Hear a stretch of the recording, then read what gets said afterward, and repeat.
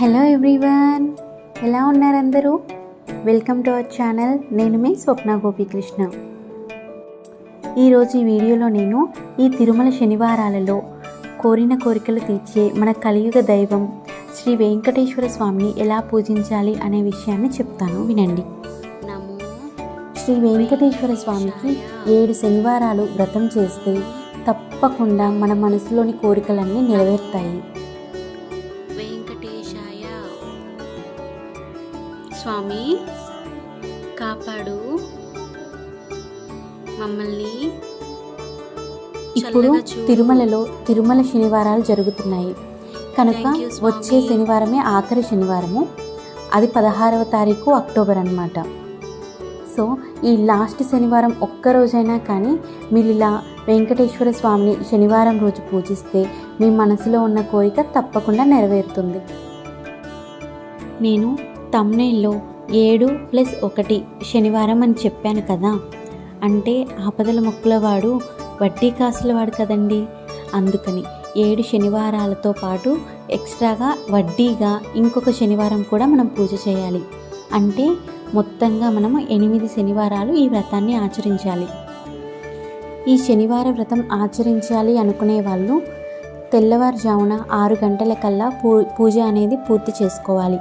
అంటే ఉదయం 4 గంటల కల్లా లేచి ఇంటిని శుభ్రం చేసుకొని నైవేద్యాలు అన్నీ కూడా సిద్ధం చేసుకొని పూజ అనేది ప్రారంభించాలి.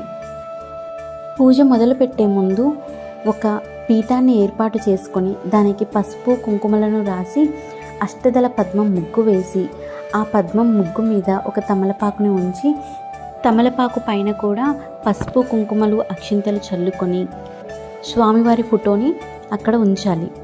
తర్వాత స్వామివారికి తులసిమాల అంటే ఎంతో ప్రీతికరం.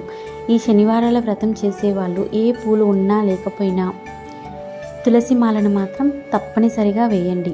అలాగే పసుపు రంగు పూలు అన్నా కూడా స్వామివారికి ఎంతో ఇష్టము కనుక నేను ఇక్కడ చామంతి పువ్వులు పెట్టాను. ఏ పసుపు రంగు పూలు పెట్టినా కూడా మంచిదే.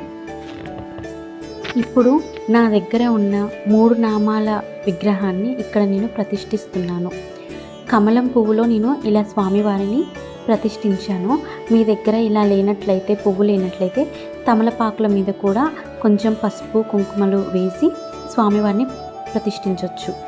మీ దగ్గర విగ్రహం లేనట్లయితే పసుపుతో కూడా స్వామివారిని ప్రతిష్ఠించవచ్చు. అయితే స్వామివారి పక్కన పద్మావతి అమ్మవారు కూడా ఉండాలి కాబట్టి నేను పద్మావతి అమ్మవారి విగ్రహాన్ని తీసుకొని అమ్మవారి విగ్రహాన్ని కూడా ప్రతిష్ఠించాను. అలాగే ఏ పూజకైనా ముందు వినాయకుడి పూజ ముందు ఉండాలి కదండి, అందుకని వినాయకుని విగ్రహాన్ని కూడా నేను ప్రతిష్ఠించాను. ఇలా మీకు విగ్రహాలు లేనట్లయితే పసుపుతో గణపతి దేవుణ్ణి అలాగే గౌరీమాతని కూడా చేసుకొని మీరు పూజ అనేది స్టార్ట్ చేయొచ్చు. మీకు ఇలా నామాలు ఉన్న విగ్రహం లేనట్లయితే మీరు డైరెక్ట్గా స్వామివారి ఫోటోకి కూడా పూజ చేయొచ్చు. ఇప్పుడు స్వామివారికి పిండి ప్రమిదలను సిద్ధం చేసుకోవాలి. ఈ పిండి ప్రమిదల కోసం మనము ముందుగా బియ్యం పిండిని అలాగే ఒక అరటి పండుని కొంచెం బెల్లాన్ని ఇంకా ఆవు పాలని సిద్ధం చేసుకోవాలి. ఇలా అరటి పండుని కొంచెం వలిచి బియ్యం పిండిలో వేసి కావాలి అంటే కొంచెం బెల్లం వేసి కొద్ది కొద్దిగా పాలు పోసుకుంటూ పిండిని ముద్దలాగా చేసుకోవాలి. మరీ గట్టిగా మరీ పల్చగా చేసుకుంటే ప్రమిదలు రావు. ఇలా ఉండలు చేసుకొని వేలితో మధ్యలోకి నొక్కి ప్రమిదల్లాగా చేసుకోవాలి. తర్వాత గంధము ఇంకా కుంకుమలతో ఈ ప్రమిదలకి స్వామివారి నామాలను, గోవింద నామాలను అలంకరించాలి. పూజని ప్రారంభించే ముందు స్వామివారికి సంకల్పం చెప్పుకోవాలి. ఈ ప్రమిదలలో ఒక్క ప్రమిద చేసుకున్నా పర్వాలేదు, లేదా ఇలా 7 ప్రమిదలు చేసుకున్నా పర్వాలేదు. ఒక్క ప్రమిద మాత్రమే చేసుకున్నట్లయితే 7 వత్తులకు ఇంకొక వత్తి 8 వత్తులను కలిపి దీపం వెలిగించాలి. లేదంటే ఇలా 7 ప్రమిదలను తీసుకొని అందులో 2 వత్తులను ఒక వత్తిగా చేసి 7 ప్రమిదలను దీపం వెలిగించాలి. మరియు ఇలా మనం రోజు నిత్య దీపారాధన చేసుకునే ప్రమిదలు ఉంటాయి కదండి, ఆ ప్రమిదలు కూడా ఇలా దీపారాధన చేయాలి. ఈ 7 ప్రమిదలు కాకుండా మనం నిత్య దీపారాధన చేసుకునే 2 ప్రమిదలకు కూడా తప్పనిసరిగా దీపారాధన చేయాలి ఈరోజు.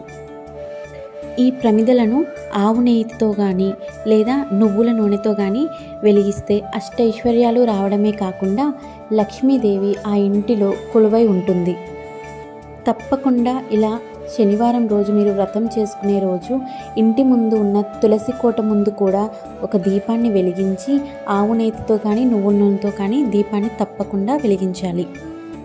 అలాగే ఉదయం మన ఇంట్లో ఇలా పూజ చేసుకున్న తర్వాత సాయంత్రం పూట వెంకటేశ్వర స్వామి ఆలయంకి వెళ్ళి ఆవు నెయ్యితో దీపం వెలిగిస్తే మన బాధలన్నీ పోయి సుఖ సంతోషాలు ప్రాప్తిస్తాయి. ఇలా 7 శనివారాలు స్వామిని పూజిస్తే దోషాలన్నీ తొలగిపోయి అనుకున్న పనులు అనుకున్న సమయంలో జరుగుతాయి.